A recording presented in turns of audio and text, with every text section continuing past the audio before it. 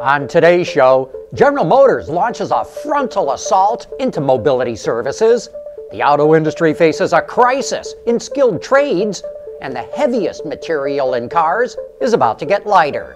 All that and more coming right up on Autoline Daily.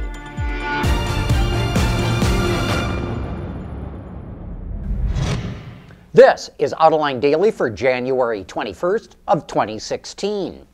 You know, 2016 could go down as the year when traditional automakers jumped headfirst into mobility services. As we reported earlier, Ford sees a whole new market opening up since mobility services generate $5.4 trillion in global revenues every year, compared to $2.3 trillion for automakers. And automakers get very little of that mobility revenue. But that's about to change. So far this month, General Motors has invested $500 million in Lyft, bought the assets to Sidecar, and yesterday it announced it's launching its own car-sharing service called Maven. The service starts in Ann Arbor, Michigan this week and will spread to other major metropolitan areas during the year. Maven does not charge a subscription fee and is offering introductory prices of only $6 an hour for a Chevy Volt, including insurance and fuel. Prices will vary by vehicle and region. For example, a Chevy Tahoe could cost $12 an hour. And make no mistake about it, mobility services are already having an impact on the automotive industry and will prove to be extremely disruptive. Dan Ammann, the president of GM, predicts the industry will see more change in the next 5 years than it's seen in the last 50.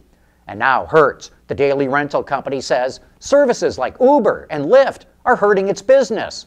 Bloomberg reports the company is losing business at airport locations where it gets 3/4 of its revenue. As a result, the company's stock is getting hammered. Even though the entire market is down, Hertz's stock plummeted 38% in just a month. And all this is having social implications as well. Guess which country represents Uber's biggest growth market? Saudi Arabia. It expects its business there to grow 50 to 60% per month. And the reason, of course, is that in Saudi Arabia, it's illegal for women to drive a car. Women account for 70% of Uber's business in the country. And it's investing heavily to expand its business in the rest of the Middle East and Africa.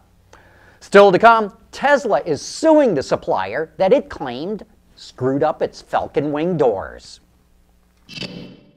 Autoline Daily is brought to you by Bridgestone Tires, your journey, our passion, and by Dow Automotive Systems, breakthrough technologies for lightweight vehicles. Tesla is suing a German supplier for poorly designing the Falcon Wing doors on its Model X SUV. According to Bloomberg, Tesla severed ties with Hertz Automotive Comfort Systems last May because the EV maker was not satisfied with the supplier's prototypes of the doors. Hertz accused Tesla of breach of contract and is seeking more money from the company. Tesla already paid $3 million to the German parts maker and is now suing it, saying the doors sagged and were prone to overheating. Hopefully Tesla gets this one figured out because those Falcon Wing doors are one of the coolest features we've ever seen on a car. Automakers have gone from cast iron to high-strength steel to aluminum to magnesium and even carbon fiber. But there's still one material in cars that's really heavy, and that is the glass. And that's why Saint-Gobain and Corning announced they're teaming up to develop and manufacture lightweight glazing for windows, including Corning's Gorilla Glass. Not only would lightweight glass cut the weight of cars to improve fuel economy, it will lower the center of gravity in cars since glass is mounted in the upper half of a vehicle. Let me see now. Lower CG, lighter weight? Sure sounds good to me. Hey, did you know that the U.S. auto industry cannot get enough skilled tradespeople in its plants? And that's about to hit crisis proportions. And that is coming up next. For the people at Dow, racing is a sport and a science. We enjoy one and learn from the other. But like most competitive people, we like winning at both. This is the human element at work. Dow. There's more car news and industry insight from the Autoline Network every day. Take a moment to click that subscribe button. You'll never miss another Autoline episode.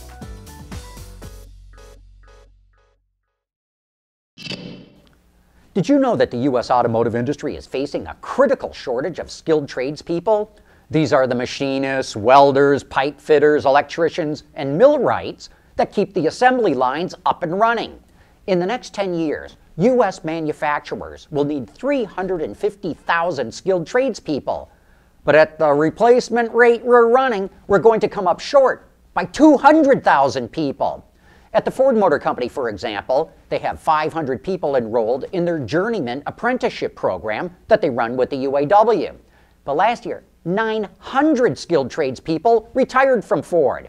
And it's not just Ford. The gap is growing across the industry. These apprenticeships, by the way, are 4-year programs where you get paid to learn these skills. And once you get your Journeyman's card, you start at $32 an hour, not including benefits. This was one of the panel discussions we held at the Autoline Supplier Symposium last week. You can click on the link in today's show notes to learn more about this problem. And it's an issue we're going to cover because we're facing a full-blown crisis before this decade is over. Hey, be sure to join us for Autoline After Hours today starting at 3 p.m. Eastern Time. Our guest will be Steve Majoros, the head of marketing for Chevrolet, who will be here to talk about the new Volt and Bolt. If you've got questions for Steve, shoot us an email to viewermail@autoline.tv. Also joining us will be Mike Martinez from the Detroit News. So join me and Gary Vasilash for some of the best insights into what makes this automotive industry tick.